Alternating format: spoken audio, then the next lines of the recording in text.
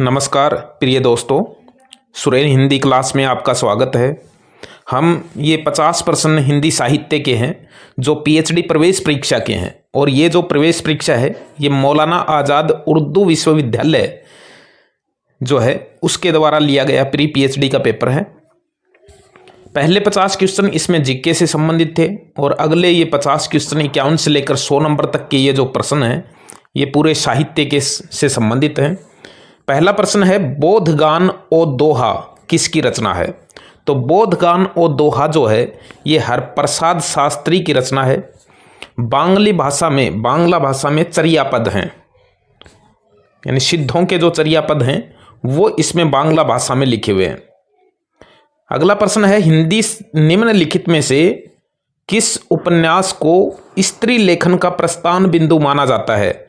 तो ये मित्रों मरजानी उपन्यास है जिसको स्त्री लेखन का प्रस्थान बिंदु जो है वो माना जाता है। कृष्णा सोबती का लिखा हुआ एक उपन्यास है मित्रों मरजानी। किस संत ने अपने आप को गोरखनाथ की शिष्य परंपरा में कहा है? तो ये ज्ञानदेव जो संत हैं उन्होंने गोरखनाथ की शिष्य परंपरा में अपने आप को कहा है। पद्मावत की काव्यगत विशेषताओं के संदर्भ में कौन सा विकल्प असंगत है? तो नखशिख वर्णन है, ये तो सही है। विरह वर्णन भी है, इतिहास और कल्पना का योग भी है। सर्गों का विभाजन ये इसका उत्तर हो जाएगा, क्योंकि सर्गों का विभाजन नहीं, ये खंडों में विभाजित रचना है। तो पद्मावत जो है इसमें खंडों में विभाजित है, ये सर्गों में विभाजन नहीं है। तो असंगत कथन बी असंगत कथन है इसमें। सूरदास का काव्य तुलसीदास के काव्य से बढ़कर है। सूरदास का काव्य तुलसीदास के काव्य से बढ़कर है, तो इसका उत्तर है नवीन प्रसंगों की उद्भावना में। 56 का प्रश्न है, लोग हैं लागी कवित बनावत, मोही तो मेरे कवित बनावत किस कवि की उक्ति है? तो ये घनानंद की उक्ति है। रीति मुक्त काव्यधारा का कवि घनानंद जो है उसकी ये उक्ति है। भरत मुनि ने गुणों की संख्या कितनी मानी है? तो भरत मुनि जो आचार्य हैं, जो प्रथम काव्य शास्त्र के आचार्य हैं, इन्होंने गुणों की संख्या 10 मानी है और रसों की संख्या 8 मानी है। तो प्रश्न है गुणों की संख्या कितनी मानी है? तो 10 मानी है। चांद का मुंह टेढ़ा है में संकलित होने से पहले अंधेरे में कविता का शीर्षक था। तो चांद का मुंह संकलन में संकलित होने से पहले अंधेरे में कविता का शीर्षक था आशंका का द्वीप अंधेरे में। मुक्ति बोध की रचना है ये। एक बहुत ही अच्छा प्रश्न है इसमें कि निबंधों के व्यक्तिगत होने का अर्थ यह नहीं कि उनमें विचार श्रृंखला न हो, ऐसा होने से तो वे प्रलाप कहे जाएंगे। यह कथन किस निबंधकार का है? तो आप ढंग से इस कथन को देख लीजिए। ये कथन जो है ये आचार्य हजारी प्रसाद द्विवेदी का है। आचार्य हजारी प्रसाद द्विवेदी का है। 60 नंबर का प्रश्न है, व्यक्तिकता और आत्माभिव्यक्ति किस विधा की अनिवार्य प्रवृत्तियां हैं? तो ये जीवनी की अनिवार्य प्रवृत्तियां जो है वो हैं। देसिल बनना सब जन मिठा पंक्ति किसकी है? तो ये बहुत बार रिपीट होने वाली पंक्ति है, विद्यापति की पंक्ति है। कविकुल कल्पतरु के रचयिता कौन है? तो ये भी बहुत बार रिपीट होती है, यूजीसी नेट में चिंतामणि की रचना है। भारतेंदु उर्दू में किस नाम से रचना करते थे? तो ये भी एक प्रश्न आया हुआ है, रसा उपनाम से उर्दू में रचना करते थे। मिट्टी की बारात काव्य रचना किस कवि की है? तो मिट्टी की बारात एक बहुत ही प्रसिद्ध काव्य रचना शिव मंगल सिंह सुमन की है, जिसको 1974 में साहित्य अकादमी पुरस्कार मिला था। और हिंदी की एक ऐसी रचना मानी जाती है जो निराला का जो सरोज स्मृति है, जो हिंदी का पहला शोक गीत कहलाती है, हिंदी की दूसरा शोक गीत कहलाने वाली रचना मिट्टी की बारात है, जो शिव मंगल सिंह सुमन द्वारा रचित है। और 74 में इसको साहित्य अकादमी पुरस्कार इसी रचना के लिए इनको मिला था। तार सप्तक के कवि नहीं हैं, तो तार सप्तक का मतलब है पहला तार सप्तक। तो मुक्ति बोध थे, प्रभाकर माचवे भी थे, गिरजा कुमार माथुर भी थे, रघुवीर सहाय जो है ये दूसरे सप्तक के कवि थे, तार सप्तक के नहीं थे। चौगाने हस्ती का हिंदी रूपांतर किस नाम से प्रकाशित हुआ? तो चौगाने हस्ती जो है ये रंगभूमि के नाम से हिंदी में रूपांतरित हुआ। हिंदी का पहला रिपोर्टाज किस पत्रिका में छपा? तो शिवदान सिंह चौहान का लिखा हुआ लक्ष्मीपुरा रिपोर्टाज जो है हिंदी का पहला रिपोर्टाज है, जो रूपाभ नामक पत्रिका में जो है वो छपा था, और दूसरा रिपोर्टाज हंस पत्रिका में प्रकाशित हुआ था। भोर का तारा एकांकी के रचनाकार हैं। भोर का तारा एकांकी के रचनाकार जो है वो जगदीश चंद्र माथुर हैं। सत्यदेव परिव्राजक का यात्रा व्रत नहीं है। अब देखिए इनके यात्रा वृतांत खूब लिखे हुए हैं।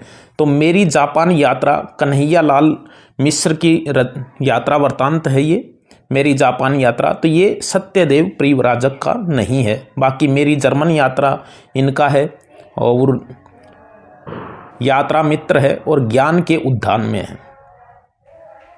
निम्नलिखित में से कौन सी आकार बहुला बोली है? तो आकार बहुला बोली जो है ये कोरवी बोली है। कोरवी जो है ये एक आकार बहुला है, जो हरियाणवी है वो आकार बहुला है। हिंदी की सबसे अधिक बोली जाने वाली बोली कौन सी है? तो हिंदी की भोजपुरी जो है ये सबसे अधिक बोली जाने वाली बोली है। बहती गंगा उपन्यास किसकी रचना है? तो बहती गंगा शिव प्रसाद मिश्र रुद्र का उपन्यास है। सफेद मेमने किसकी रचना है? तो सफेद मेमने मणि मधुकर की रचना है। आपका बंटी उपन्यास मन्नू भंडारी का उपन्यास है। रचना काल क्या है? तो ये 1971 है। कुछ जगह 1970 भी लिखा होता है, लेकिन 1970 इसमें विकल्प ही नहीं है, तो निश्चित रूप से 1971 इसका उत्तर जो है वो सही है। सूरजपाल चौहान की रचना कौन सी है? तो सूरजपाल चौहान की तिरस्कृत रचना है, आत्मकथा है। अपने अपने पिंजरे तो मोहनदास नेमिसराय की है। झूठन ओम प्रकाश वाल्मीकि की है। लोकतंत्र को जूते की तरह लाठी से लटकाए भागे जा रहे हैं सीना फुलाए, पंक्ति किसकी है? तो ये सर्वेश्वर दयाल सक्सेना जो है इनकी एक प्रसिद्ध पंक्ति है। मेरी असफलताएं के लेखक कौन है? तो ये गुलाब राय हैं, लेखक बाबू गुलाब राय। 78 का प्रश्न है, जो कि बहुत अच्छा प्रश्न है, ये स्तरीय प्रश्न है। राही मासूम रजा द्वारा लिखित जीवनी छोटे आदमी की बड़ी कहानी किस पर केंद्रित है? तो ये जो प्रश्न है ये बहुत अच्छा प्रश्न है। ये वीर अब्दुल हमीद के ऊपर केंद्रित जो है वो है, यानी वीर अब्दुल हमीद की जीवनी है, जिसका लेखक राही मासूम रजा है। छोटे आदमी की बड़ी कहानी। राधा वल्लभ संप्रदाय का प्रवर्तन किसने किया? तो ये हित हरिवंश गोस्वामी जो है उन्होंने किया था। हिंदी में तुलनात्मक आलोचना की प्रवृत्ति के पुरुष कर्ता हैं।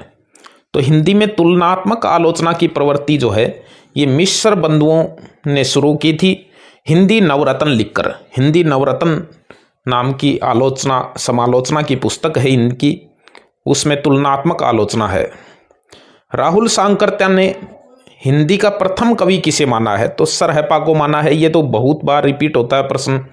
पद्मावत में हीरामन तोता किसका प्रतीक है? तो वो गुरु का प्रतीक है। कयामत का वर्णन किस सूफी प्रसिद्ध सूफी ग्रंथ में है? तो आखिरी कलाम में है। प्रकाशन वर्ष के अनुसार निम्नलिखित पत्र पत्रिकाओं का सही अनुक्रम क्या है? देखिए, प्रकाशन के अनुसार निम्नलिखित पत्र पत्रिकाओं का सही अनुक्रम क्या है?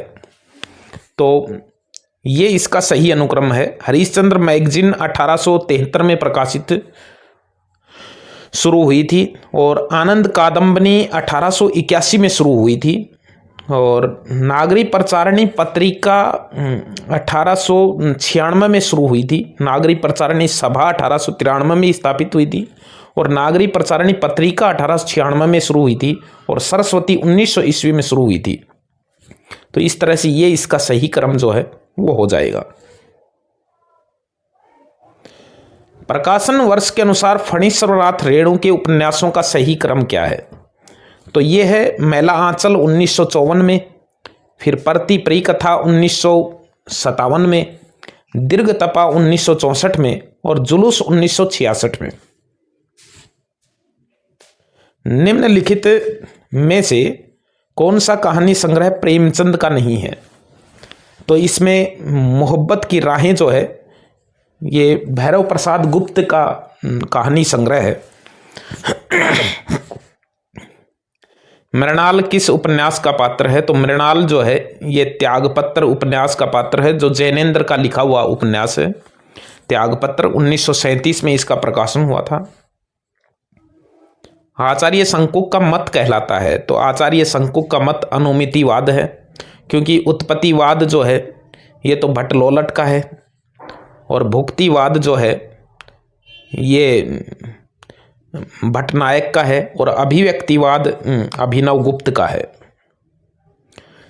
जहाँ किसी शब्द का प्रयोग व्याकरण के नियमों के विरुद्ध किया जाता है वहाँ कौन सा दोष होता है? तो वहाँ च्युत संस्कृति दोष होता है। व्याकरण के नियमों के विरुद्ध जहाँ शब्दों का प्रयोग होता है कौन सा दोष होता है? तो ये इनमें से कौन सा शब्द स्वर संधि का उदाहरण नहीं है? तो उच्चारण नहीं है, क्योंकि उच्चारण में स्वर आ जाता है। इंसा अल्लाह खां की कृति रानी केतकी की कहानी का दूसरा नाम क्या है? तो वो उदयभानचरित है। उदयभानचरित रानी केतकी की कहानी का दूसरा नाम है। निम्नलिखित पत्र पत्रिकाओं में से प्रेमचंद ने किस पत्रिका का संपादन किया था? अब देखिए, इस प्रश्न में प्रेमचंद ने माधुरी का संपादन भी किया था, मर्यादा पत्रिका का संपादन भी किया था, हंस पत्रिका का संपादन भी किया था, जागरण का संपादन भी किया था, और यहाँ तक कि सरस्वती की प्रेस को भी इन्होंने खरीदा था। सरस्वती की जो प्रेस थी उसको भी खरीदा था। इसलिए ये प्रश्न जो है ये थोड़ा सा गलत प्रश्न आ गया, डिलीट प्रश्न, क्योंकि इसमें माधुरी और मर्यादा दोनों पत्रिकाओं का संपादन इन्होंने किया था। दक्षिण भारत हिंदी प्रचार सभा की स्थापना किसने की? तो ये महात्मा गांधी ने की थी। शिव शंभू के चिट्ठे के रचनाकार हैं। तो शिव शंभू के चिट्ठे जो रचना है इसका प्रश्न बहुत बार रिपीट होता है, और बाल मुकुंद गुप्त इसका लेखक है। निम्नलिखित में से कौन सा ग्रंथ मतीराम का है? तो मतीराम का रसराज लेख ग्रंथ है, मतीराम का है। प्रसिद्ध दक्षिणी कवि शाह बुरहानुद्दीन जानम का संबंध किस शाही व्यवस्था से था? तो आदिल शाही व्यवस्था से था। मध्यकालीन प्रसिद्ध गद्य रचना सबरस का किसकी रचना है? तो सबरस जो है वो मुल्ला वजही की रचना है। हिंदी की पहली आत्मकथा निम्नलिखित में से कौन सी है? तो वो अर्धकथानक है। अर्धकथानक हिंदी की पहली आत्मकथा मानी जाती है। निम्नलिखित में से पंथ की रचना कौन सी नहीं है?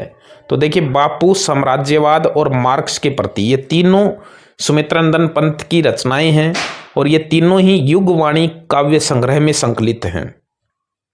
और भारत माता की वंदना इनकी कविता नहीं है, क्योंकि ये तीनों कविताएं इनकी जो है मार्क्स के प्रति, साम्राज्यवाद और बापू, तीनों ही युगवाणी कविता संग्रह में जो है वो संग्रहित हैं। अंतिम क्वेश्चन है, 100वां क्वेश्चन है, और इसका उत्तर आपको खोजना है कि उर्दू उपन्यास बिना तुन्नास से प्रभावित होकर किसने हिंदी में स्त्री उपदेश नामक उपन्यास की रचना की है?